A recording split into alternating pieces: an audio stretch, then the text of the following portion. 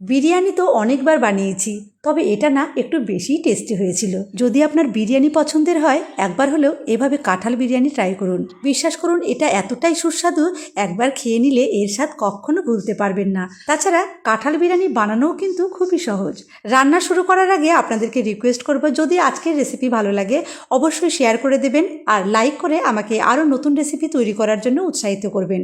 আর যদি আমার চ্যানেলটি এখনও সাবস্ক্রাইব করে না থাকেন, আরও নতুন নতুন রেসিপি দেখার জন্য আমার ইউটিউব চ্যানেল আরজাদি কিচেন সাবস্ক্রাইব করে রাখুন আর রেসিপির নোটিফিকেশান পাওয়ার জন্য পাশের বেল আইকনটি অন করে রাখবেন।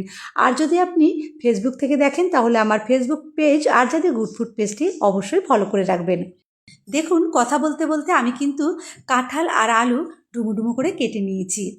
আর এদিকে একটি পাত্রে 2 কাপ বিরিয়ানির চাল মানে বাসমতি চাল বারবার জল বদলে পরিষ্কার করে ধুয়ে নিয়েছি। তারপর পরিষ্কার জলে চাল আমি কিছুক্ষণের জন্য ভিজিয়ে রেখে দিলাম।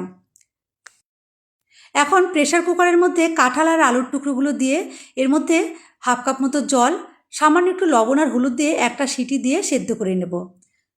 আমি কাজটা তাড়াতাড়ি করার জন্য প্রেসার কুকার ব্যবহার করলাম, তবে আপনারা নিজেদের সুবিধা মতো আলু আর কাঁঠাল সেদ্ধ করে নেবেন। এইবারে দুধের মধ্যে সামান্য একটু জাফরান বা কেশর ভিজিয়ে রেখে দিয়েছি। এখন গরম জলে দিয়ে দেবো বেশ কিছু গোটা মশলা। গোটা মশলায় রয়েছে তেজপাতা, এলাচ, লবঙ্গ, দারচিনি, একটা স্টার অ্যানিস, একটুখানি জয়িত্রী, একটা বড় এলাচ আর 10-12টা গোটা গোলমরিচ। পরিমাণ মতো লবণ, সামান্য একটু তেল আর একটু লেবুর রস দিয়ে ওর মধ্যে দিয়ে দেবো বাসমতি চাল, মানে ভিজিয়ে রাখা বাসমতি চালের জল ঝরিয়ে সম্পূর্ণ চাল এর মধ্যে দিয়ে দিলাম। মাঝারি আঁচে রান্না করে নিলাম। চাল মোটামুটি 80% সেদ্ধ হয়ে গেছে। এবারে জল ঝরিয়ে এই স্টিম রাইস আমি একটি পাত্রে ছড়িয়ে রেখে দিচ্ছি। এবারে সেদ্ধ করা আলু আর কাঁঠালের টুকরোগুলো গরম তেলে লাল লাল করে ভেজে তুলে রাখবো। আমি একটা সিটি দিয়েছিলাম, একটা সিটিতেই কিন্তু খুব ভালোভাবে সেদ্ধ হয়ে গেছে। 2বারে সবগুলো ভেজে রেডি করে নিলাম। আলু আর কাঁঠাল এরকম একটু লাল করে ভেজে নিলে দেখতেও ভালো লাগবে, আবার খেতেও খুব সুস্বাদু লাগবে। এবারে 3খানা পেঁয়াজ একদম ঝিরিঝিরি করে কেটে নিয়েছি আর পেঁয়াজের স্লাইসগুলো হাত দিয়ে ছাড়িয়ে দিলাম। কাঁঠাল ভেজে তুলে নেবার পর ওই তেলের মধ্যে পেঁয়াজও ভেজে নেব। পেঁয়াজ ভাজা হয়ে যখন রং বদলে সোনালি রং ধরবে, ঠিক তখনই পেঁয়াজ তুলে নিতে হবে। এখান থেকে আমি অর্ধেক ভাজা পেঁয়াজ তুলে রাখছি, মানে এখানে আমি 3খানা পেঁয়াজ ভেজেছিলাম, অর্ধেকটা ভাজা পেঁয়াজ তুলে নিলাম আর অর্ধেক ভাজা পেঁয়াজ কড়াইয়ের মধ্যে রেখে দিলাম। বাকি রান্নাটা এই পেঁয়াজের মধ্যেই হয়ে যাবে। এই ভাজা পেঁয়াজের মধ্যে এবারে দিয়ে দেবো 1/2 চামচ ধনে গুঁড়ো, 1/2 চামচ জিরে গুঁড়ো, 1 চামচ বিরিয়ানি মশলা, 1 চামচ গরম মশলা আর 1 চামচ দিয়েছি লাল লঙ্কার গুঁড়ো। সামান্য একটু জল দিয়ে মশলা খুব ভালো করে কষিয়ে নিতে হবে, যেন মশলা থেকে তেল ছেড়ে যায়। তো দেখুন, মশলার রং বদলে গেছে, মশলার উপরে তেল ভেসে উঠেছে। এই সময়ে একটি কুচনো টমেটো আর পরিমাণ মতো লবণ দিয়ে আবারও খুব ভালো করে কষিয়ে নেব। দেখুন, মশলা খুব সুন্দরভাবে কষানো হয়ে গেছে। এখন টেবিল চামচের 2 থেকে 3 চামচ ফ্যাটানো টক দই দিয়ে গ্যাসের ফ্লেমটা একদম লোতে রেখে নাড়াচাড়া করে ভালো করে মিশিয়ে দিতে হবে। অবশ্যই গ্যাসের ফ্লেমটা লোতে রাখতে হবে, নইলে কিন্তু টক দই ফেটে যেতে পারে। আমি প্রথমে টক দই খুব ভালো করে মিশিয়ে নিয়ে তারপর গ্যাসের ফ্লেমটা মিডিয়ামে করে দিলাম। এবারে ভেজে রাখা আলু আর কাঁঠাল দিয়ে খুব ভালো করে মশলার সঙ্গে 2 থেকে 3 মিনিট কষিয়ে নেব। কাঁঠাল দেওয়ার পর বেশিক্ষণ রান্না করতে হবে না, মশলার সঙ্গে কাঁঠাল মজে আসলেই হবে।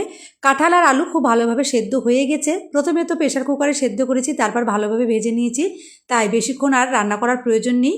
কয়েকটা কাঁচা চেরা লঙ্কা দিয়ে গ্যাসের ফ্লেমটা বন্ধ করে দেব। কাঁঠাল খুব সুন্দরভাবে রান্না করা হয়েছে, দারুণ সুঘ্রাণ বেরিয়েছে, একদম মশলা আর কাঁঠাল ভালোভাবে মজে এসেছে আর কাঁঠাল থেকে দেখুন তেল ছেড়ে দিয়েছে। ঠিক এরকম অবস্থায় আমি গ্যাসের ফ্লেমটা বন্ধ করে সাইডে রেখে দিচ্ছি। এইবারে দেখুন, আমি তলা চওড়াযুক্ত একটি বড় পাত্র নিয়েছি।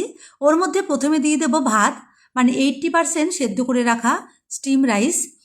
প্রথমে পরিমাণ মতো ভাত দিয়ে লেয়ার করে নিতে হবে, তার উপরে দেব রান্না করা কাঁঠাল, আলু আর একটুখানি গ্রেভি দিয়েছি।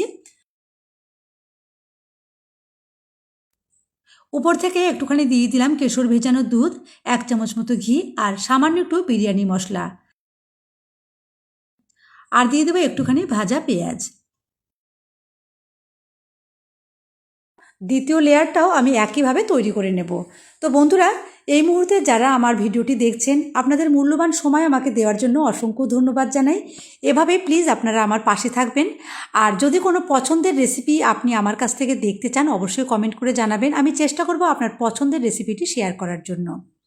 দেখুন, আমি কিন্তু কথা বলতে বলতে বিরিয়ানি 2টো লেয়ার করে সাজিয়ে দিয়েছি। আর সবশেষে একটুখানি ভাজা পেঁয়াজ, কেশর ভেজানো দুধ, বিরিয়ানি মশলা, 1 চামচ মতো ঘি, আর উপরে দিয়েছি পুদিনা পাতা আর ধনে পাতা। এবারে ঢাকা দিয়ে 10 মিনিটের জন্য দমে রাখবো। একদম হালকা আঁচে 10 মিনিট রেখে দেব।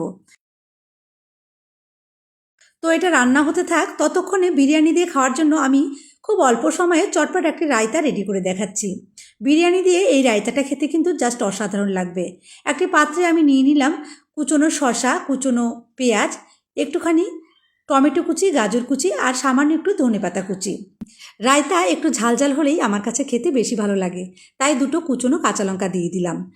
আর দেবো টক দই। টক দই ফেটিয়ে দেওয়ার চেষ্টা করবেন, ফেটিয়ে দিলে একদম ক্রিমের মতো রায়তা তৈরি হবে।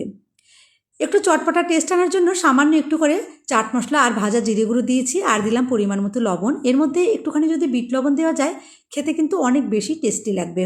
এই সমস্ত উপকরণ সব কিছু একসঙ্গে মিশিয়ে নিলেই রায়তা একদম রেডি হয়ে যাবে। আমি আজকে আপনাদের যে রায়তা তৈরি করে দেখালাম, এটা খুব কম সময়ে আর খুব সহজভাবে বানানো যায়। খেতে দারুণ মুখরোচক আর ভীষণই হেলদি। এইভাবে রায়তা তৈরি করে বিরিয়ানির সাথে পরিবেশন করুন, দারুণ লাগবে। এদিকে আমার বিরিয়ানির পাত্রটা 10 মিনিট দম দেওয়া হয়ে গেছে। আমি গ্যাসের ফ্লেমটা বন্ধ করে ঢাকনাটা আপনাদের খুলে দেখাচ্ছি। কি ভালো যে হয়েছে, এমন সুঘ্রাণ, ঢাকনাটা খোলার সঙ্গে সঙ্গেই যেন ঘর ভরে গেল বিরিয়ানির সুঘ্রাণে। দেখুন, একদম ঝরঝরে বিরিয়ানি তৈরি হয়েছে, একটার সাথে একটা দানাও লাগেনি। আমি কিন্তু এর মধ্যে মিঠা, আতর, কেওড়ার জল কিছুই দেইনি।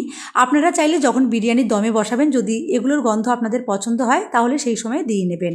এটা যে খেতে কতটা মজার হয়েছে, একবার না বানিয়ে খেলে বিশ্বাস করতে পারবেন না। আমি সবাইকে রিকোয়েস্ট করব, একবার হলেও এইভাবে কাঁচা কাঁঠাল বা এঁচোড়ের বিরিয়ানি অবশ্যই বাড়িতে বানিয়ে সবাই মিলে খাবেন, স্বাদ মুখে লেগে থাকবে। তো বন্ধুরা, আজ আমি আসি। সবাই ভালো থাকবেন, সুস্থ থাকবেন। ধন্যবাদ।